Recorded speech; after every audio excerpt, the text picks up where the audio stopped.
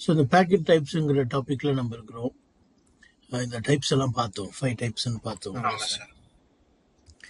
அப்புறம் ஒரு OSPF ஃபீல்டுக்குள்ள இப்படிலாம் இருக்கும்னு பார்த்தோம்.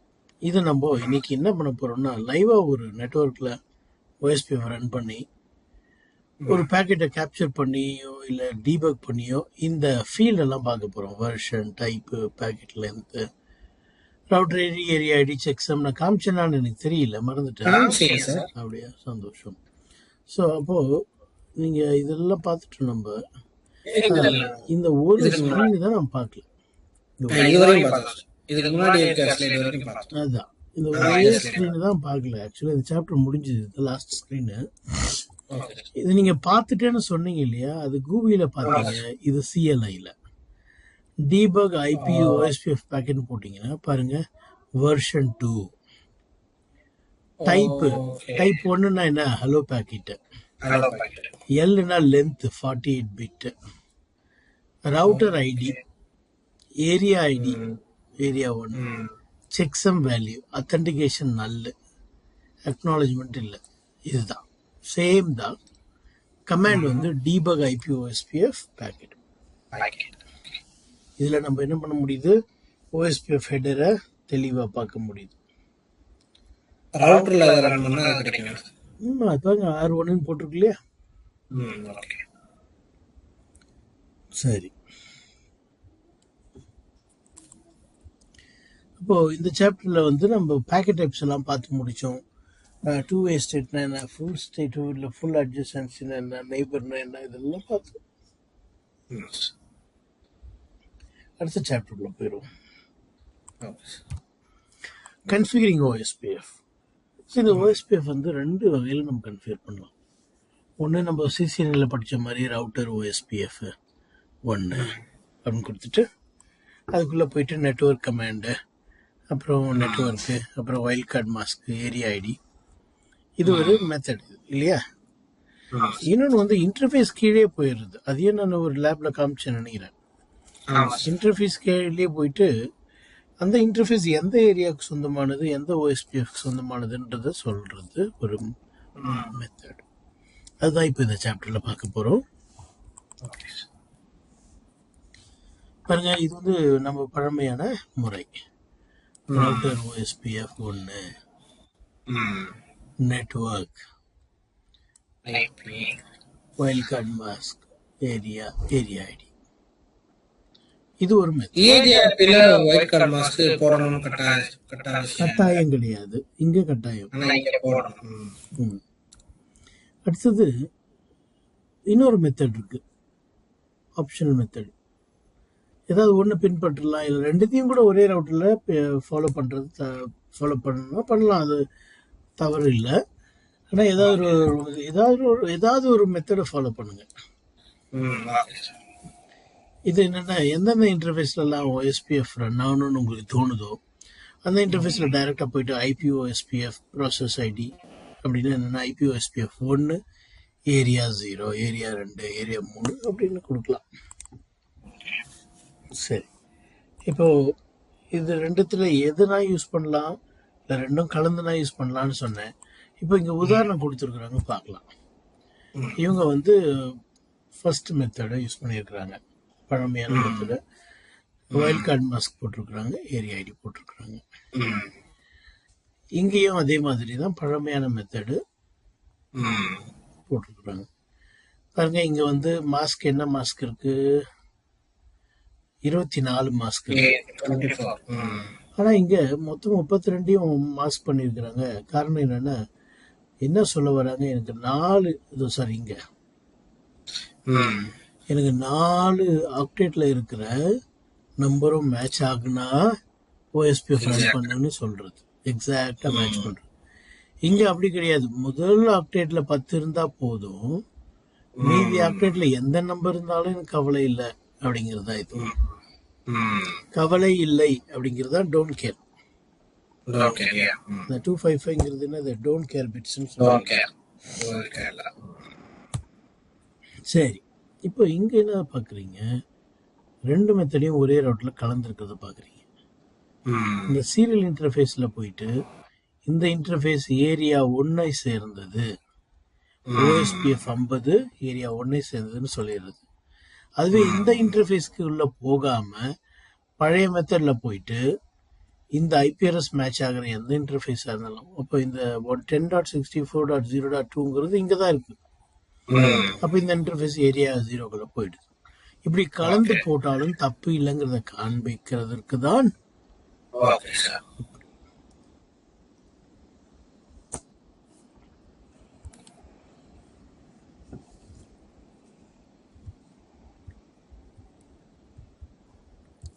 இந்த ரவுட்டர் ஐடிங்கிறது வந்து ஒரு ரவுட்டரையும் தனித்தனியா அதை வந்து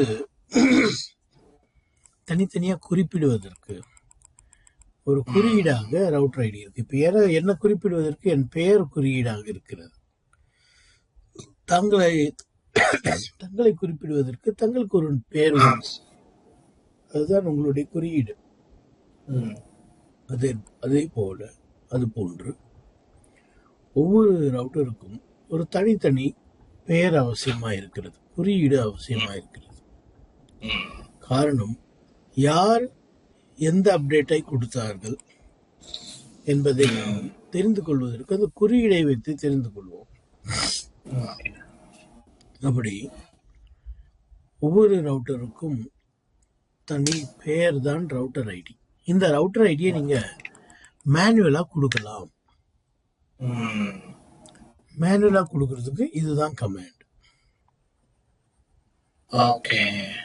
OSPF குள்ள போயிட்டு இந்த கமாண்டை போட்டு நீங்க கொடுத்துட்டீங்கன்னா அது என்ன பண்ணிடும், நீங்க கொடுக்குற அட்ரஸ் ரவுட்டர் ஐடியை எடுத்துக்கும்.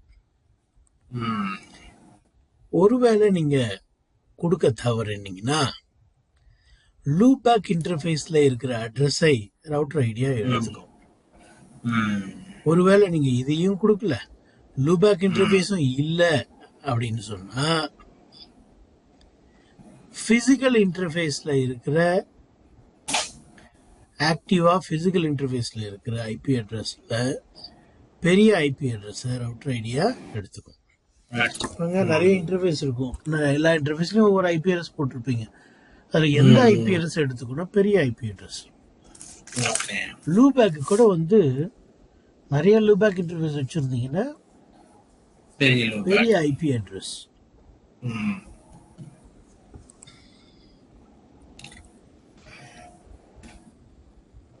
சரி, இப்போ இந்த லூபேக் இன்டர்ஃபேஸ்ல இருந்து ரவுட்டர் ஐடி எடுக்குது. அந்த லூபேக் இன்டர்ஃபேஸ்ல OSPF ரன் பண்ணலனாலும் எடுக்குமானா? ஆமா, எடுக்கும். OSPF நீங்க அந்த இன்டர்ஃபேஸ்ல ரன் பண்ண வேண்டாம்னு இருந்தா கூட, OSPF டேபிள்ல இல்லைன்னா கூட, அந்த அட்ரஸ் வந்து நீங்க பிங்கே பண்ண முடியலனா கூட அடுத்த ரவுட்டர்ல இருந்து அதை வந்து ரவுட்டர் ஐடியா கருத முடியும். அது ஒரு பேர் தானே. ஸோ OSPF கட்டாயம் ரன் பண்ணணும்னு அவசியம் இல்லை. ரன் பண்ணீங்கன்னா என்ன அட்வான்டேஜ், அந்த நெட்வொர்க் ரவுட்டிங் டேபிள்லயும் வரும், பிங்கும் பண்ண முடியும். சரி, இன்னொன்று, ரவுட்டர்ல இல்லாத ஒரு அட்ரஸை ரவுட்டர் ஐடியாக கொடுக்கலாம். ஆமா, பாருங்க, இந்த அட்ரஸ் நீங்க ரவுட்டர் ஐடியா கொடுக்குறீங்கன்னா இந்த அட்ரஸ் ஏதோ ஒரு இன்டர்ஃபேஸ்ல இருக்கணும்னு அவசியம் கிடையாது, தேவையில்லை. ரவுட்டர் ஐடிங்கிறது வெறுமனே ஒரு பேர் தான். அது வந்து ஒரு 32 பிட்ல இருக்கணும்னு முடிவு பண்ணாங்க. அதனால அது ஐபி அட்ரஸை போல தோற்றம் அளிக்கிறதே தவிர அது ஐபி அட்ரஸாக இருக்க வேண்டிய அவசியம் இல்லை. ஆமா, சில பேர்லாம் இப்பெல்லாம் வந்து நம்பர்லாம் வச்சுக்கிறாங்க பேரா. ஏன்னா வந்து அவங்க என்னன்னா வந்து யாராவது பார்த்தாங்கன்னா இவனுடைய பேர் நமக்கு தெரியலன்னு நினைச்சுக்கணும். ஆமா, இப்போ பேர் இருந்துச்சுன்னா ஒரு புக்கை படிக்கும் போது ஏதோ ஒரு பேர் வந்து சுப்பையான் இருந்துச்சுன்னா ஓகே, இது ஆளுடைய பேருன்னு புரியுது. 26ன்னு இருந்துச்சுன்னா என்னன்னு புரிஞ்சுக்கிறது? நம்ம ஆளோட பேருன்னு புரிஞ்சுக்க முடியுமா? ஆனா இந்த காலத்துல இதுல யார் பைத்தியக்காரன், நான் பைத்தியக்காரனா அவன் பைத்தியக்காரன்னு எனக்கு தெரியல. அவன் பேர் 26ன்னு கூட வச்சுக்கிறான். What is your nameனா 26ங்கிறான். 26 தான் அவன் பேர். நம்ம நினைப்போம் அவனை பைத்தியக்காரன்ட்டு. ஆனா வந்து அவன் ஒரு காரணத்தோட தான் அவன் ரொம்ப தெளிவா தான் வச்சிருப்பான். அவெல்லாம் பைத்தியக்காரன் எடுத்து வாய்ப்பே கிடையாது.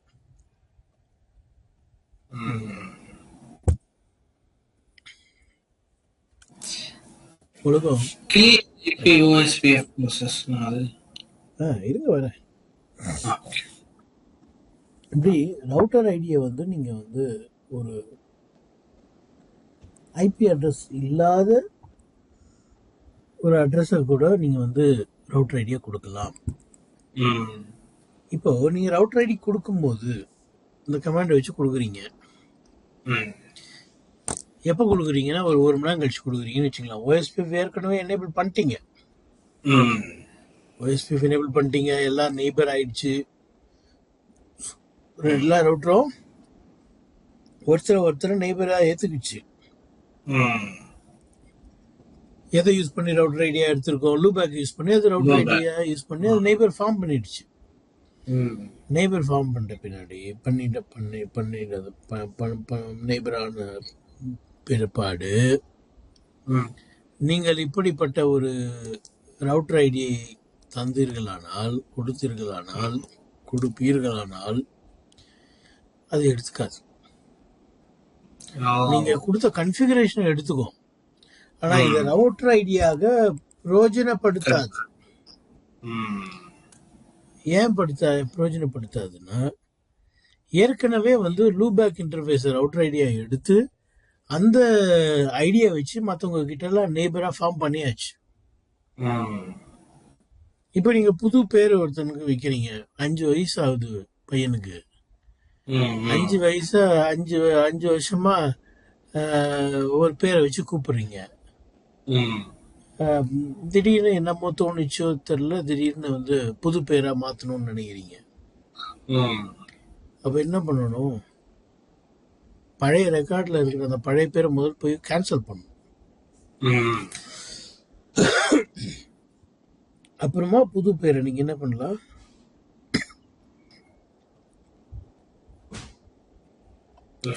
ப்ராப்பரா வந்து யூஸ் பண்றது இல்ல. அது பெரிய சிக்கலான மேட்டர். அது ப்ராப்பரா வந்து கவர்மெண்ட்ல வந்து நம்ம இன்ஃபார்ம் பண்ணி இந்த பிறப்பு சர்டிபிகேட்டுல வந்து நான் இப்படி பேர் கொடுத்துருந்தேன். என்னன்னு பேர் கொடுத்துருந்தேன்? ஜவஹர் அப்படின்னு பேர் கொடுத்துருந்தேன். ஆனா எனக்கு இப்ப அந்த பேர் பிடிக்கல. இப்போ இர்ஃபான் பாஷா அப்படின்னு பேர் வைக்கிறேன் அப்படின்னா, அந்த ஜவஹர் பேரை முதல்ல தூக்கிட்டு அந்த ஜவஹர் தான் இந்த இர்ஃபான் பாஷாங்கிறதுக்கு ஒரு சர்டிபிகேட் வாங்கணும். அது பேப்பர்ல எல்லாம் வேற போடணும். அப்புறம் தான் அது கெசட் ஆஃபீஸ்ல போயிட்டு மாற்ற முடியும். அந்த பேப்பர் கட்டிங்ல காமிச்சு அப்படின்னு சொல்லுவாங்க. அவ்வளவு ஈஸி கிடையாது. ஏன்னா ஏற்கனவே பழைய ரெக்கார்ட்ல எல்லாம் ஜவஹர்ங்கிற பேர்ல ரெக்கார்ட் ஆயிடுச்சு பக்கத்துல இருக்கிற ரவுட்டரோட எல்லாம். அதுக்குதான் என்ன செய்வாங்க, புதுசா இருக்கிற அட்ரஸ உடனே ரவுட்டர் ஐடியா மாத்திக்கணும். எனக்கு அவ்வளவு நேரம்லாம் வெயிட்லாம் பண்ண முடியாதுன்னா, மொத்த பழைய ப்ராசஸிங் கில் பண்ணிட்டு புதுசா ஸ்டார்ட் பண்ணும் எல்லாத்தையும். அதுக்குதான் இந்த கமாண்ட். பழைய நெய்பர்ஷிப் இருக்கு இல்லையா, அதை கிளியர் பண்ணணும், அதை கில் பண்ணணும். அதாவது ஒருத்த வந்து நான் இல்லப்பா அப்படின்னு போயிட்டு செத்து போயிட்டான்ற மாதிரி காமிக்கணும். இந்த பழைய பேர் உள்ள ஆளு செத்து போயிட்டான், இப்போ வந்திருக்கிறவன் தான் உண்மையான ஆளு அப்படின்ற மாதிரி ரெக்கார்டை கிளியர் பண்றது. அதுதான் கிளியர்னா பழைய ஓஎஸ்பிஎஃப் சுத்தமா இல்லாம பண்ணிடுது. வந்து நெய்பர் ஃபார்ம் ஆகி பழைய ப்ராசஸ் ஸ்டார்ட் ஆகும். ஆமா, புது பேர் வச்சு நெய்பர்ஷிப் ஃபார்ம் ஆகும். இது ஒரு டிஸ்ட்ரப்டிவ் மெத்தட். என்னன்னா டிஸ்ட்ரப்டிவ் மெத்தட்னா என்னன்னா, பக்கத்தில் இருக்கிறவங்ககிட்ட நீங்கள் என்ன பண்ண போறீங்க, நான் இல்லை ம். அப்படின்னு சொல்லும் போது அவன் எல்லாருக்கும் அதை சொல்லுவான். அது ஒரு பெரிய தொல்லை. அப்படி சொல்லும் போது என்ன ஆகுதுன்னா, இவன் மூலியமா ஏற்கனவே லேர்ன் பண்ணி இந்த நெட்வொர்க் எல்லாம் தூக்கி போடணும். ம். அப்புறமா திருப்பி என்ன பண்ணுவான், இவன் புது பேரை வச்சுட்டு எல்லா நெட்வொர்க்கையும் கொடுப்பான். திருப்பி அதை லேர்ன் பண்ணணும். ம். இது வந்து கட்டாய நெட்வொர்க் வந்து கொஞ்சம் டவுன் ஆகிட்டு தான் வரும் மேலே. ஏற்கனவே கம்யூனிகேஷன் நடந்துட்டு இருக்குன்னா அந்த கம்யூனிகேஷன்லாம் துண்டிக்கப்படும். சரியா? ஆமா சார். ஆம். இல்லைன்னா என்ன பண்ணலாம், நெக்ஸ்ட் ரீலோடு வரைக்கும் நீங்கள் பழைய நேம் வச்சு ஓட்டிகிட்டு இருக்க வேண்டியதுதான். புதிய ரவுட்டர் ஐடி வந்து அடுத்த முறை எப்பயாவது நீங்கள் ரவுட்டரை ஸ்டார்ட் பண்ணீங்கன்னா ஓஎஸ்பிஎஃப் என்ன ஆகும், ரீஸ்டார்ட் ஆகும். ஷட் டவுன் பண்ணி ஸ்டார்ட் பண்ணோம்னா பழைய நம்ம கொடுத்த புதுசு வந்துடும். ஷட் டவுன் பண்ணாலே அது கீல் பண்ணுறது தானே பழைய ஓஎஸ்பிஎஃப். சரி பாருங்க, அந்த ஷோ ஐபி ஓஎஸ்பிஎஃப்ங்கிற கமெண்டை போட்டிங்கன்னா எந்த ஓஎஸ்பிஎஃப் ப்ராசஸ் ஐடி என்ன, ரவுட்டர் ஐடி என்னன்றது காமிச்சிடுது.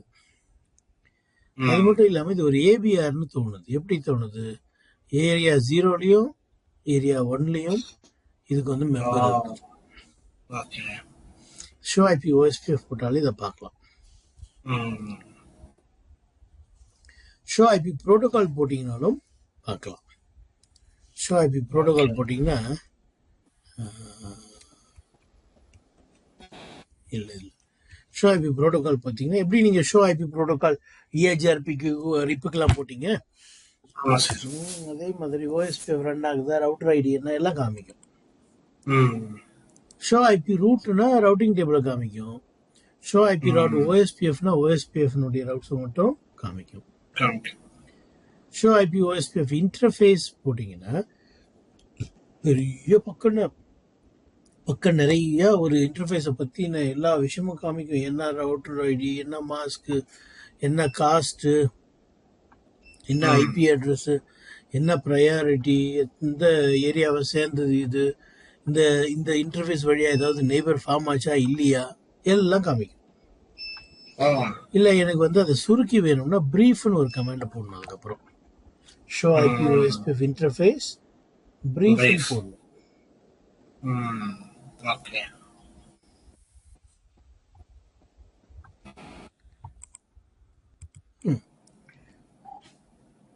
So show IP OSPF, show IP OSPF neighbor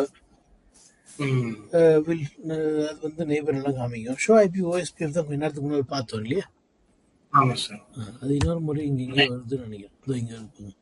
இது ஒரு பர்டிகுலர் இன்டர்ஃபேஸ்க்கு மட்டும் ஓஎஸ்பிஎஃப் என்ன நிலைமையில இருக்குதுன்னு தெரிஞ்சுக்கணும்னா ஷோ ஐபி ஓஎஸ்பிஎஃப் இன்டர்ஃபேஸ் பேரை போட்டிங்கன்னா சொல்லும். இது வந்து இந்த ஐபிஆர்எஸை வச்சு இருக்குது, இந்த மாஸ்க்கு இந்த ரவுட்டர் ஐடியில் இயங்குது, ப்ராசஸ் ஐடி இது வந்து ப்ராட்காஸ்ட் நெட்வொர்க். ப்ராட்காஸ்ட் என்னென்னா ஈத்தர்நெட்லாம் ப்ராட்காஸ்ட்னு வரும். இதே வந்து சீரியலாக இருந்தால் பாயிண்ட் டு பாயிண்ட்னு வரும். அப்புறம் வந்து இது டிஆர் அதராக இருக்குது, டிஆர்ஓ பிடிஆர்ஓ இல்லை, இது டிஆர் அதர். ப்ரையாரிட்டி 0 மேனுவலாக செட் பண்ணிக்கிறாங்க ப்ரையாரிட்டி. ஸோ டைமர் 10 செகண்டுக்கு ஒரு முறை ஹலோ பேக்கெட் அனுப்பும், 40 செகண்டு வந்து டெட் டைம். இதெல்லாம் வந்து நீங்கள் பார்க்கணுன்னா இந்த கமாண்டை யூஸ் பண்ணணும். நான் இந்த கமாண்ட் அடிக்கடி யூஸ் பண்ணுவேன்.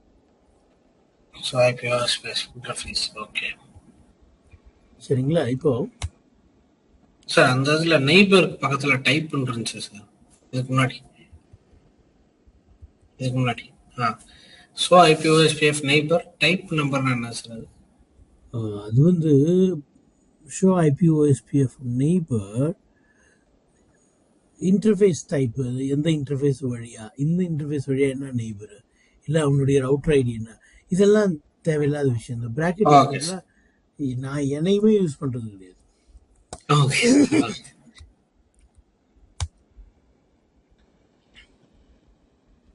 இதான் இந்த டைப்.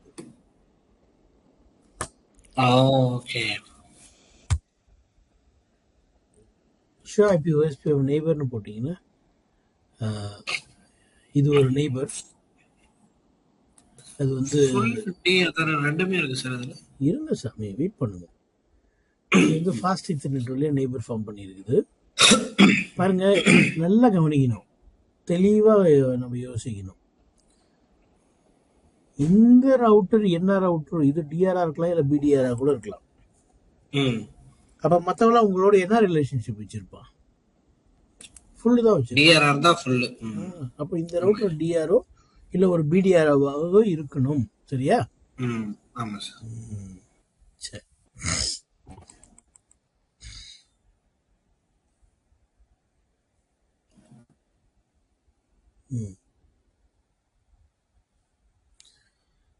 அப்புறமா இது வந்து ஒரு சீரியல் இன்டர்ஃபேஸா இருக்கிறதுனால டிஆரும் வராது, பிடிஆரும் வராது. இதுவே நீங்க டீடைல்னு போட்டீங்கன்னா இதே மேட்டரை கொஞ்சம் டீடைலா சொல்லுது. டிஆருங்கிறவன் இந்த அட்ரஸை வச்சுக்கிறான், அதாவது இந்த ரவுட்டர். ஏன்னா வந்து நெய்பர் அட்ரஸ் ஒன்றுனா நம்ம அட்ரஸ் என்னதான் இருக்கும், 2 தான் இருக்கும். அதனால தான் நம்மளோட அவன் ஃபுல் ரிலேஷன்ஷிப் வச்சுக்கிறான். இதெல்லாம் நீங்க லேப் செஞ்சு பார்த்தா தான் தெரியும் நல்லா. ஸோ இந்த சாப்டர் ஒரு சின்ன சாப்டர் தான். ஓஎஸ்பிஎஃப் எப்படி கன்ஃபிகர் பண்றது உங்களுக்கு ஏற்கனவே தெரிஞ்சுதான் இருந்ததுனால சீக்கிரமா முடிஞ்சு. ஒரு லேப் செஞ்சு பார்த்துட்டீங்கன்னா இது நல்லா புரியும். நம்ம லேப்